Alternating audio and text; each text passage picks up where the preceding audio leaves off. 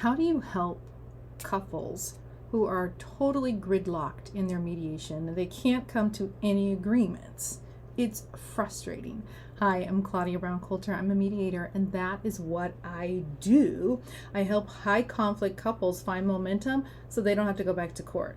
Because, at that point, even the judge doesn't want to see them coming. So let's get into it. People get stuck in conflict. And you don't have to have a high conflict personality disorder, whatever. You don't have to have that. You can just be really pissed off at a person. And there can be a lot of emotions at play. There can be a lot of hurt. And then people get stuck and it becomes cyclical where they cannot get out of it. There's constant interruptions in person or on Zoom. They're the only one who get to talk. If it was in real life, they would suck all the oxygen out of the room. There's defensiveness. They will refuse to engage in any sort of peace building activities, any sort of mediation, even a counter proposal. I once had somebody tell me no. I was like, what? He said, no is my counter proposal. No, it ain't. Tell you what, we're going to table that. And we'll come back next week. Let's move on to another section while you think about what your counter proposal should be. Tell me no. Come on now. That's not how this works. But this is somebody who's trying to stir up conflict. Well, if I'm just difficult, maybe I can exhaust them and get what I want. Maybe. The other reason things escalate is because there's such deep, deep mistrust. They can't even agree on the facts. They are fighting over the data separation. It's you got to be there. You are helping them even determine the date of separation. So if we can't even get our facts straight about what money was paid into something, or what is the actual date of separation, or what they did or didn't do, what they said they would or wouldn't do, if we can't get anything nailed down on the past, they're not ready to focus on the future. They are not ready for solutions. And then if emotions get so high, people blow up.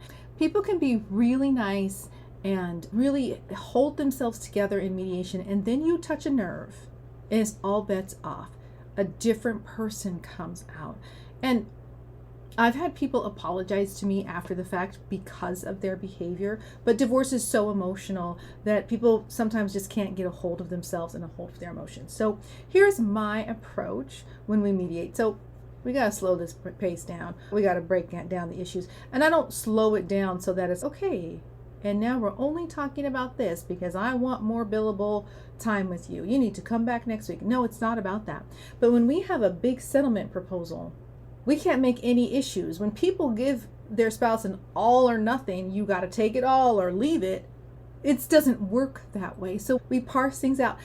People think things are related to issues that they aren't. They decide in their mind, oh, we are going to talk about the house after we've talked about the kids, after we've handled all of this, because somehow they're related, they're interconnected.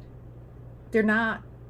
Or we have to lump all of the retirement and all of this in, and all of the kids and all of the timeshare and all of the vacation all at once. And I want all of these extra vacation days with my kids, but you don't get to have any. It's in my offer, take it or leave it. Oh, there's other stuff in this offer that you want about the house, but I want those 10 extra days with the kids that you don't get. All or nothing.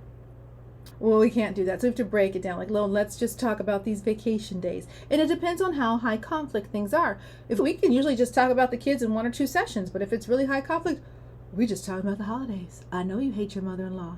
Okay. No, you don't have to go there no more. Okay. I know I'm being silly, but we have to break it down little by little. So we're focusing just on those agreements that need to be made.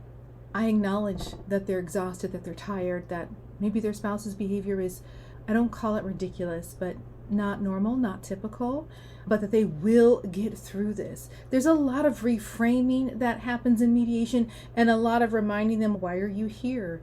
And how is this impacting your kids? And what is this going to look like when you're done? Okay, let's stay the course. Let's stay the course. Maybe don't respond to that negative email. Maybe choose a different response. Okay, you don't have to send 5 pages of an email response. They're not reading it anyway. And that leads me to my next point of sometimes you just got to meet with them privately. Sometimes you got to set up a separate Zoom call with them or a phone call and talk to them and hear their sides and allow them to have their emotions, to at least have it directed towards someone they feel heard, they can feel validated, so that then we can clear the air and get focused on the agreements. So I do work with attorneys. Sometimes attorneys are doing everything that they can, and the client is the one they're escalating the conflict. They refuse to settle. I love it when I have a client like that and the attorney's like, take the deal. Yes, take the deal. But sometimes it's the other way around, where the client is working with an attorney and not a mediator, and they need someone to kind of reality check them in a neutral way of, how much have you spent and how long is this going on? Because sometimes the attorneys don't even collect all the fees that they bill for. It's not advantageous for them to keep working with this client and just run up the bill if they're not going to get paid. It's better for them to get it settled. And then we'll keep you in the loop with your clients if they're stuck, if they need some more of your support, if they're coming back to you with a proposal, an offer that they need you to look at.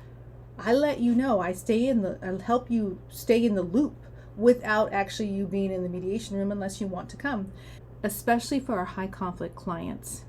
But for all of my clients, I remind them, we are focused on the future. My goal is to get you divorced. That is my goal. It is successful if you can get a divorce. So let's focus on the future. The longer we bring up this stuff, the past that we can't change, the affair, the financial infidelity, all the stuff, we can't move forward. You are stuck in this conflict loop with this person. So we remind them to be future focused. And for some people, they go slow. But if they're committed to ending that conflict in court, ending all of the additional fees that they are generating, that they are legitimately generating and creating because they just want to drive up conflict and exhaust their spouse, no. I help them. Even if it's over several sessions, I help them get it done, get a divorce. Sometimes it's messy, sometimes it's complicated. Every once in a while it ends with a F you, but then they come back and they settle. They do. Those are the best ones. You're like, oh, you're back? You wanted to come back? Great. Let's make a deal. Let's get this settled. And so even though sometimes it feels impossible, it's not impossible. So when attorneys ring me in, they're not looking for magic. They're looking for someone to help take the difficult case off their hands for a moment, for people who are entrenched, and help them make progress, help them move forward. And that's what I do. Even in tough cases, I help people move forward so they can get on to their happily ever after apart.